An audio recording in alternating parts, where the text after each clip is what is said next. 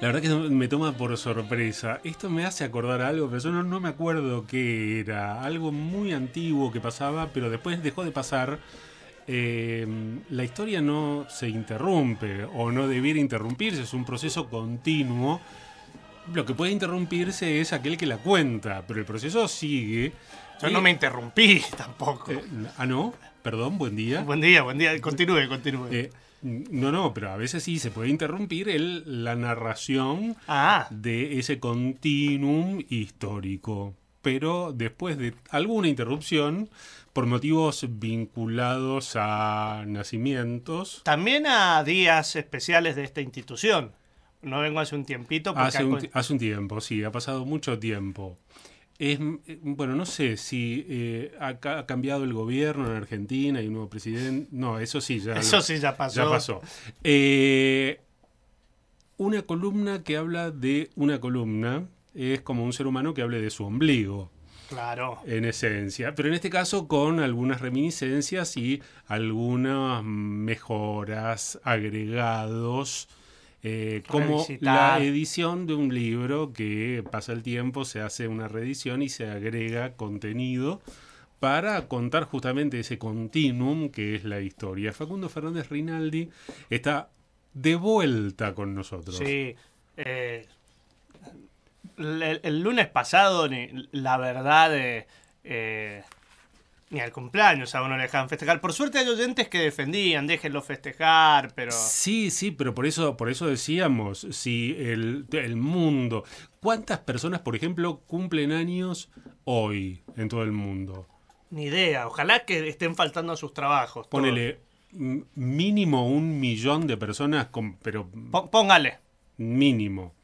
Y no vayan a trabajar. Trabaja 1 millón de personas. Sí, que uno de esos sea el que se encarga de vialidad nacional. Detenida la vialidad. Otro que sea... No, bueno, pero la obra pública ya está detenida de antes, así que ese no es un buen ejemplo. Otro que sea el que va a proponer un sistema político diferente y honesto en este país. Listo, ¿no? Sí, tampoco. Hoy no va... Claro. Y sigue todo igual, y así. El que viene a combatir la corrupción, justo dice el cumpleaños, qué problema. Otro que es el verdadero paladín de la libertad. No fue. O sea que da lo mismo. Todo sigue igual. Todo sigue igual. Bueno, ¿qué tenemos para hoy? En este regreso. En este regreso que, de paso, ya que esto es una meta columna, sí. Vamos a invitar a la gente que nos está yendo porque ¿Meta es por Zuckerberg? No, hombre, esas cosas porque después le aparece algo en las redes, se prende la camarita. Sí, el algoritmo es algo sí, que todo lo ve, todo lo escucha. Sí. Y no es ese Al Gore. Vio que para pensar las columnas... Panel Intergubernamental del Cambio Climático. Al Gore. Sí. Premio Nobel. Esos eran. Ricardo Villalba, claro, integraba. Exactamente, que le mandamos saludos. Sí. Le decía que repensando las columnas, me puse a ver la cantidad de columnas que se podrían visitar a lo largo de estos 10 años, muchas de las cuales todavía no están disponibles para la gente, pero vamos a ver si así pueden ser, así nos siguen oyendo y pasan 20 años y las columnas... Siempre lo mismo. Claro, pero si usted está oyendo y después quiere oír otras, porque este año se sumó al programa, sí. En Radio Cat hay cargadas algunas de Malos Días y en YouTube de Malos Días también sí. Hay bastantes. Así que... por ejemplo, esta que usted está ahora que está escuchando, quizás usted la está escuchando un día que nosotros no la hacemos. Por ejemplo, la está escuchando un miércoles tomándose un vermú. Sí, un vermú, ajá. ¿Y cómo hago para escucharla, para verla? Y se va a YouTube, pone Malos Días y buscan los videos, las columnas de historia. Además de la columna de historia están cargadas otras columnas y nos va a ver así a nosotros con toda en todo nuestro esplendor. Igual que en Radio Cat pone Malos Días, historia sí. Y hay un par de columnas, algunas, no le voy a decir lo grosero de sus reproducciones, picos de rating. Ajá, mira vos, lo voy a tener en cuenta. Para escucharse usted de hace 10 años, por ejemplo. Claro, que es algo que me gusta tanto. Sí, algo que a la gente le gusta tanto, oírse a sí mismo. Sí. Qué rara esa gente que oye el audio que acaba de mandar, que dice, hola Raúl, ¿cómo estás? Y lo termina de mandar y se escucha a sí mismo. Sí, qué raro, bueno. ¿Habré dicho lo que quería decir? Sí, exactamente. Sí. O gente que le gusta escucharse a sí mismo haciendo columnas de historia. Rarísimo. ¿Qué es preferible? ¿Haber metido la pata y decir algo inconveniente o terminar borrando ese mensaje? Porque cuando... Haber metido la pata. Si lo borra y le decís, puse mal. No, porque cuando hay un mensaje borrado uno cree que dijo peores cosas que las que finalmente dijo. Bueno, a la imaginación. Al poder. Bueno, sí. Día de la Radio, la imaginación, la magia, etcétera. Rota por YouTube, que es por donde también estamos saliendo. Sí. ¿Con qué tema? Un tema que yo recuerdo cuando lo estudié en historia medieval, me llamó la atención por empezar por los autores que se abocaron a este tema. Un gran historiador europeo.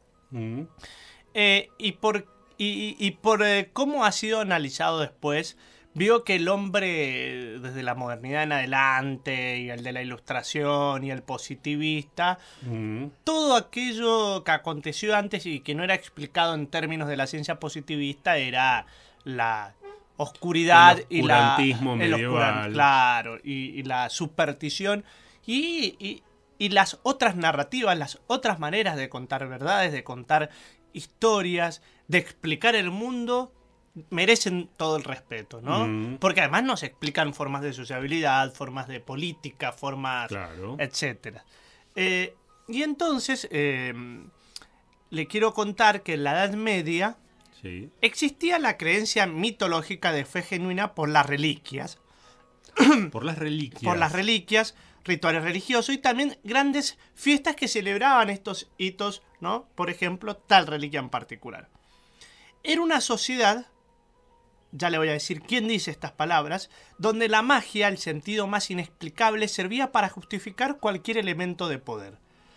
Bueno, hoy no estamos tampoco tan diferentes, cuando alguien dice son las fuerzas del cielo. Ajá.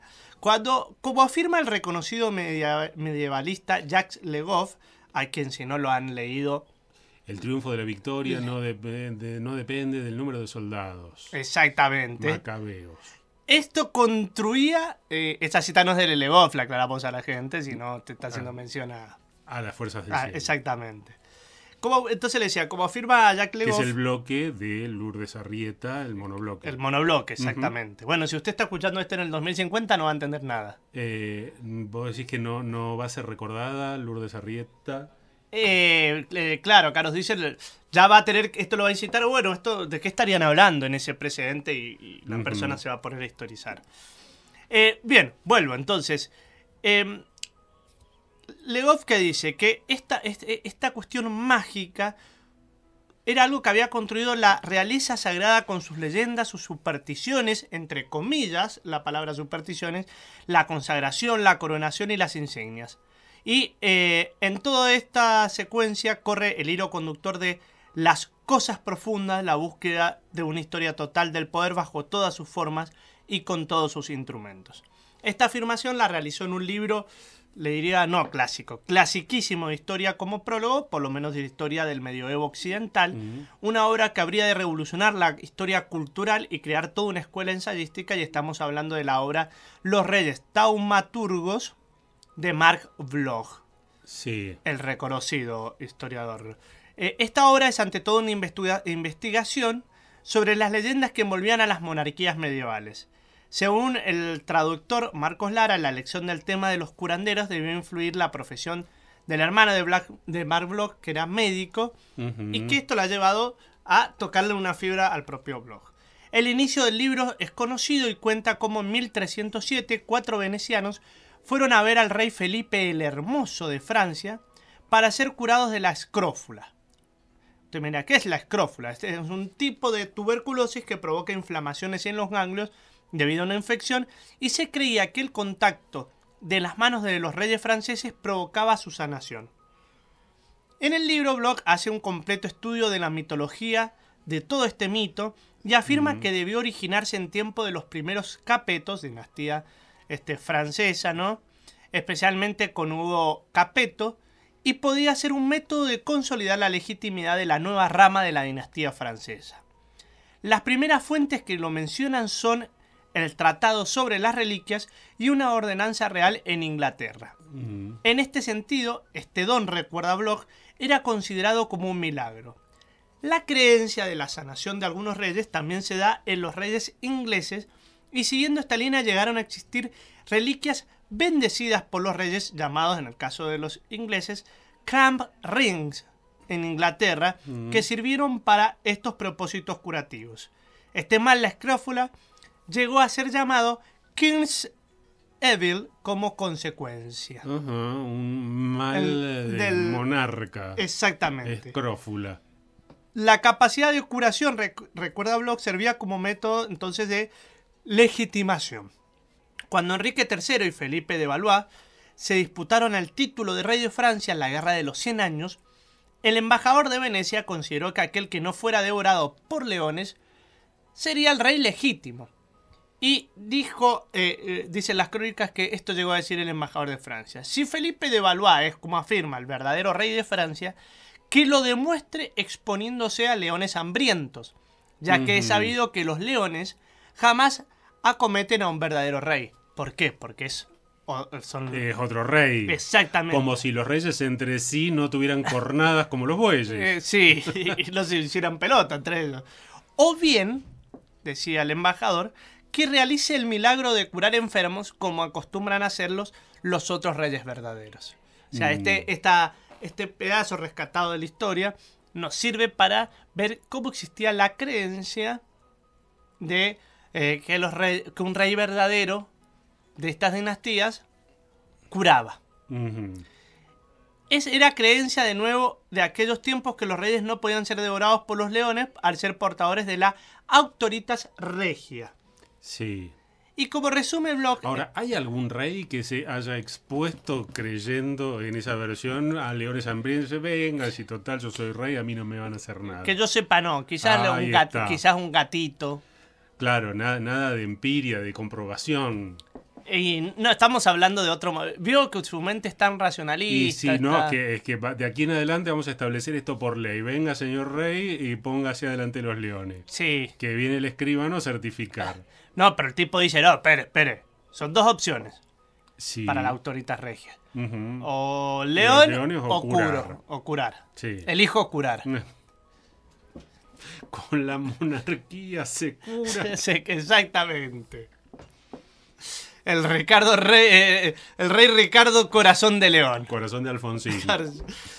Como resume Bloch, en aquel entonces podía hacerse jugar con absoluta normalidad esta clase de creencias en negociaciones de indudable peso político, como la que estábamos hablando de la Guerra de los 100 Años. Así Bloch cree que a través de un hecho anodino se puede conocer toda la naturaleza de una sociedad. Es decir, no póngase a pensar, bueno, obvio que es todo mentira, ¿cómo van a curar los reyes? No.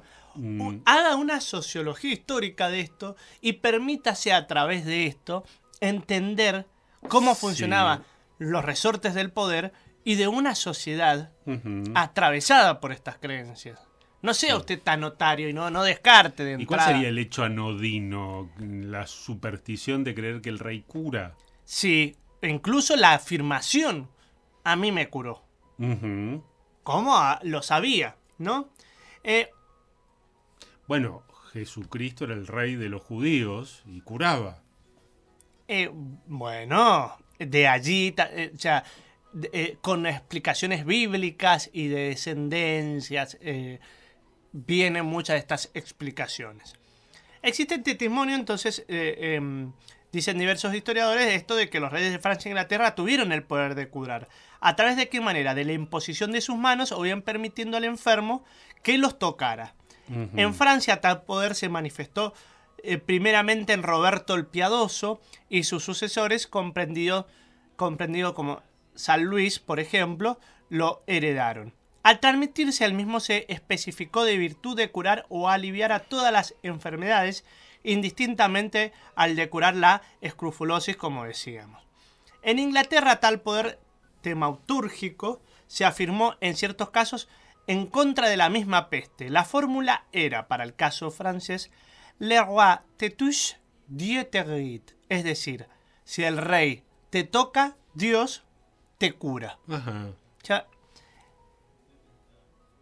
fíjese que hay una cuestión muy parecida a lo que podría pensarse un cura, un sacerdote, Claro. ¿no? Intermediario, Ujú. y que a través de sacramentos adquiere en ese momento, bueno, la potestad. Y si en las antiguas crónicas se conservan rastros de tal creencia, de las que ya, por ejemplo, los reyes merovingios poseían una fuerza milagrosa que impregnaba casi materialmente sus mismas vestimentas, la Inglaterra medieval conoció, como le decíamos, en estas reliquias que eran los denominados crown rings, anillos consagrados por los reyes, a los cuales se le atribuía el poder de, por ejemplo, curar epilepsias y ciertas enfermedades musculares, incluso más allá de las fronteras del propio país. Uno se lo llevaba al anillo y le decía...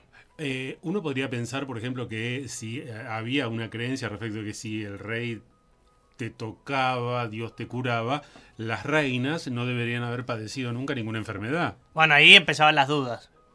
Suponiendo que la reina fuera tocada. Pero espere usted. Obviamente el rey se predispone a curar. No es andar tocando. No, señor. No.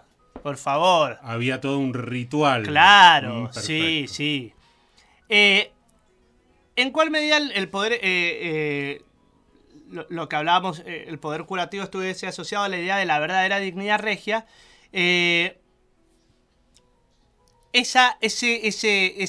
poder podía, como hemos especificado, entonces ser prueba no solo de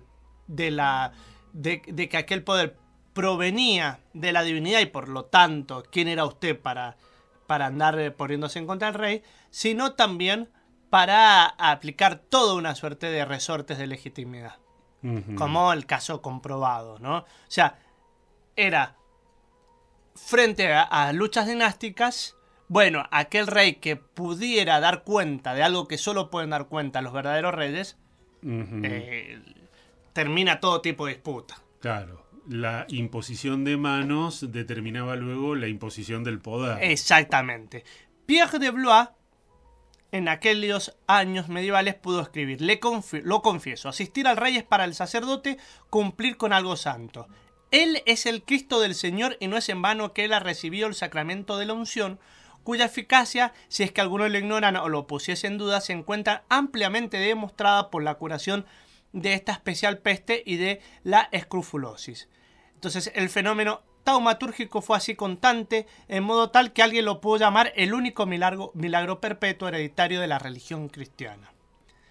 En contra de algunas dudas, se insistió en afirmar que los soberanos recababan este poder no de su eventual santidad, sino de su simple condición de reyes. Hasta los siglos XIV y XV el milagro regio fue ampliamente utilizado por los defensores del carácter sagrado de la realeza. Sí. Y en efecto, tal como lo resalta Bloch, al cual se le debe el estudio bien profundo, milagro... Acá no tiene que ver Dios, sino que tiene que ver el propio rey. Exactamente. Que es autónomo de los servicios celestes. Exactamente. Pero, dice Bloch, el milagro regio se presenta sobre todo como la expresión de una cierta concepción del supremo poder político. Esta concepción relativa al carácter sagrado de la realeza corresponde, tal como es sabido, a una tradición universal. El mismo testimonio concreto, bajo la forma de un poder sanador de tal carácter, se encuentra también afuera del mundo cristiano y en épocas anteriores al mismo poder cristiano, ¿no? En el cristianismo, el carácter sagrado de los reyes se vinculó con el rito de la unción, ya que en el judaísmo había valido como aquel en virtud del cual un ser era investido de sacralidad como profeta o vidente. Por lo demás, en la Edad Media, aquel rito tuvo el carácter de un verdadero sacramento, diferente tan solo por algunos detalles al rito de ordenación de los obispos. Fue tan solo en el siglo XIII que, al haberse definido la doctrina cristiana de los sacramentos, la unción regia, es decir, la capacidad de los reyes, fue excluida, por lo cual la consagración asumió un carácter formal y externo, casi como una simple ceremonia. Y ahí ya para algunos era discutible, ¿no? Sí. Bastaba hacer un seguimiento del estado de salud del tipo tocado por el rey para darse cuenta de que... Y los sacerdotes decían, ojo, no. Las sanaciones, si quieren que vengan de Dios, tienen que venir del parte de los sacramentos, y los encargados de los sacramentos es la curia. Sí, somos nosotros. Exactamente. En la Edad Moderna, luego de 1453, todas las viejas historias se van a ir diluyendo, sustituidas por la ciencia moderna y el método. Etienne de la Boétie, tan pronto como en 1548, ya consideraba en su tratado sobre la servidumbre voluntaria, y él decía: ¿y qué diremos de otra patraña adoptada también por los pueblos antiguos como moneda corriente, cual fue el creer firmemente que el dedo pulgar de un pie de Pirro, rey de los epirotas, tenía la virtud de hacer milagros y en particular de sanar a los enfermos? Y aún para acreditar más el cuento, fingieron que después de quemado el cadáver se había encontrado el dedo ileso en las cenizas, respetado de la voracidad de las llamas. Así es como el pueblo estúpido cree, fe en las mentiras que él mismo se ha forjado. Y esta es una fuente pionera muy temprana para cuestionar todo lo que sean mitos, leyendas que protegían las viejas ideas de poder en el siglo XVI. El pueblo estúpido sí, se cree las mentiras que se ha forjado. Exactamente, ni hablar de la labor de los enciclopedistas, que fue mucho más allá para enterrar esta superstición. Por ejemplo, Voltaire definía bien esta en su diccionario filosófico allá por el siglo XVIII, 1764, cuando decía: el supersticioso es el bribón, lo que el esclavo es al tirano. El supersticioso se deja gobernar por el fanático y acaba por serlo también. La superstición nació en el paganismo, la adoptó del judaísmo e infectó la iglesia cristiana de los primitivos tiempos. Todos los padres de la iglesia, sin excepción alguna, creyeron en el poder de la magia. Mira el tipo como ya, un ilustrado total, tira por tierra todo aquello que acabamos de mencionar de la creencia de los reyes taumaturgos. Sí, todo lo que nosotros de alguna manera veníamos sospechando, un poco en silencio. Sí. Qué pena que haya caído en desgracia la palabra bribón, que no se utilice más. Linda palabra. Es muy linda palabra. Y taumaturgo también. Sí, eso también habla de un hecho menor que puede explicar muchas cosas. Ahora, esto del pueblo estúpido que elige creer en las mentiras que se inventa, podría ser, puesto ya a pensar en términos positivistas, ilustrados, ser fácilmente refutado por los hechos. Por ejemplo, sí, el Mundial de Qatar. ¿En qué sentido? Es una clara demostración de la refutación del propio Voltaire y esos ataques al pueblo estúpido. ¿Por qué? Porque ¿qué hizo el simpatizante argentino? Eligió creer, claro. Y el Mundial de Qatar es la confirmación de que no es un pueblo estúpido y que no siempre elige creer en las propias mentiras que se inventa, sino que hay una demostración de una verdad tan grande como el Estado de Qatar, que no será muy grande, pero bueno, sirve para dimensionar el valor de una creencia. Sí, lo que puede inspirar. Fabricio estará dando charlas de creencias populares y de energías lunes, martes y miércoles, de jueves y viernes en el auditorio. Pero volviendo ahora a Mark Bloch, y ya con esto cerramos, una invitación a leer Los Reyes Taumaturgos, una gran obra de este gran historiador que formó y dio vida a esta gran escuela de los anales francesa. No pierda usted por sus creencias y su paradigma la posibilidad de entender cómo funcionaban política, cultural, sociológicamente estas sociedades, y no diga, bueno, en serio creían estas cosas como un Voltaire, ¿no? Y decir, eran unos estúpidos. No. Además, quién sabe cómo nos van a analizar a futuro nuestras propias creencias. Mejor es una invitación a conocer otras formas, otros pensamientos que hacían funcionar toda una sociedad, ¿no? E incluso a los resortes mismos del poder. Bueno, esto de pensar desde el presente, la ingenuidad de generaciones pasadas que hacían cosas muy parecidas a las que ahora se hacen, porque ahora también hay creencias, serán más sofisticadas, no tan ingenuas, pero por ejemplo cuando se vota de una determinada manera o de otra, se está apostando a creer en algo determinado. Sí. Que al cabo de los años se termina confirmando esa misma ingenuidad de quienes se la reputan solo a los habitantes de siglos precedentes. Así es. ¿Cómo terminar esta columna? Y bueno, yo pensaba, realeza. Sí. Y algún tipo de magia. Sí. Entonces cae por sí solo. Sí. Presentar a Queen haciendo... ¿A Queen haciendo? It's a kind of magic. Gracias, Facundes. De nada. It's a kind of magic. It's a kind of magic.